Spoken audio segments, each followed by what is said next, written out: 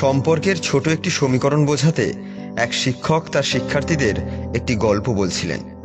একবার একটি লঞ্চ দুর্ঘটনার কবলে পড়ল। লঞ্চে থাকা এক দম্পতি অনেক কষ্টে একটি লাইফ বোট পেল, কিন্তু স্বামী বুঝে ফেলেছিল ওই লাইফ বোটে একজনের বেশি ওঠা সম্ভব নয়। লোকটা তার স্ত্রীকে পেছনে ঠেলে দিয়ে নিজেই বোটটিতে উঠে পড়ল। ডুবন্ত লঞ্চে দাঁড়িয়ে থেকে মহিলা স্বামীর উদ্দেশ্যে একটাই মাত্র বাক্য চিৎকার করে বলেছিল। এটুকু বলে শিক্ষক একটু থামলেন, চারিদিকে তাকিয়ে ছাত্রদের প্রতিক্রিয়া বুঝতে চাইলেন। তোমাদের কি মনে হয়, কি বলেছিল ওই মহিলা? অধিকাংশ শিক্ষার্থী জবাব দিল, তুমি একটা ইতর।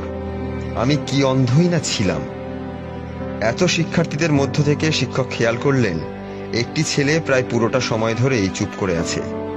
শিক্ষক তার মতামত জানার আগ্রহ প্রকাশ করলে সে বলল, স্যার, আমার মনে হয় মহিলাটি বলেছিল আমাদের সন্তানের যত্ন নিও, ওকে দেখে রেখো। ছেলেটির ভিন্ন ও সঠিক জবাবে বিস্মিত হয়ে শিক্ষক জিজ্ঞাসা করলেন, তুমি মনে হয় এই গল্প আগে শুনেছ, তাই না? ছেলেটি মাথা নেড়ে উত্তর দিল, আমার মাও অসুখে মারা যাওয়ার সময় বাবাকে এই কথাই বলেছিলেন। শিক্ষক একমত হলেন এবং বললেন, তুমিই ঠিক। দুর্ঘটনায় পড়া লঞ্চটি ডুবে গেল এবং বাড়ি ফিরে লোকটি একাকী মেয়েকে যত্ন করে বড় করলেন। লোকটি মারা যাওয়ার বেশ কয়েক বছর পরে তাদের মেয়ে বাবার একটি ডায়েরি পেল।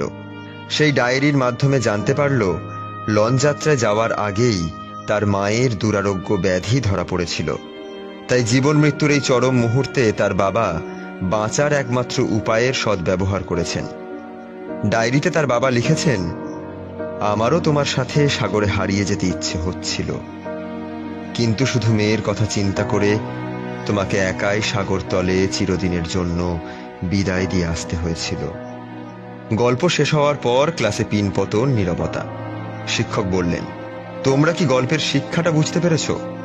এই গল্পের শিক্ষা হলো, ভালো কিংবা খারাপ, পৃথিবীর সবকিছুর পেছনেই অনেক জটিলতা ও গোপন কিছু লুকিয়ে আছে, যা সব সময় ওপর থেকে বোঝা যায় না।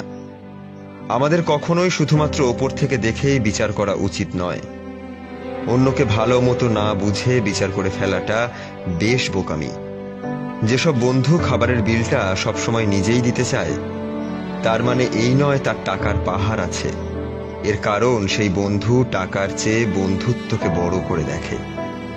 যেসব মানুষ আগেভাগেই কোনো কাজ করে ফেলেন, তার মানে তিনি বোকা নন, আসলে তার দায়িত্ব জ্ঞান রয়েছে। ঝগড়া বা বাগবিতণ্ডার পরে যারা আগে মাপ চেয়ে নেন, তার মানে তিনি ভুল ছিলেন এমনটা নয়, বরং তিনি আশেপাশের মানুষকে মূল্যায়ন করেন। আপনাকে সব সময় যে বা যারা সাহায্য করতে চায়, বিনিময়ে তিনি বা তারা আপনার কাছে কোনো কিছু আশা করেন না, বরং একজন প্রকৃত বন্ধু বলে মনে করেন। কেউ প্রায়ই আপনাকে ফোন বা টেক্সট করার মানে এটা নয় যে তার কোনো কাজ নেই, তিনি হয়তো আপনাকে মন থেকেই ভালোবাসেন। একটা সময় আমরা একে অপরের কাছ থেকে আলাদা হয়ে যাব, একদম আলাদা। চেনা মানুষগুলোর সাথে চাইলেও দেখা হবে না, কথা হবে না, কিন্তু আমাদের আচরণ ও ভালোবাসাগুলো মানুষের হৃদয়ে চিরস্থায়ীভাবেই থেকে যাবে। কেউ না কেউ আপনাকে মনে করবে এবং বলবে, এই মানুষটার সাথেই জীবনের কিছু সুন্দর ও সেরা সময় অতিবাহিত করেছি। আমাদের ভিডিওগুলো ভালো লাগলে আমাদের পেজ লাইক দিতে পারেন এবং আমাদের ইউটিউব চ্যানেল সাবস্ক্রাইব করতে পারেন।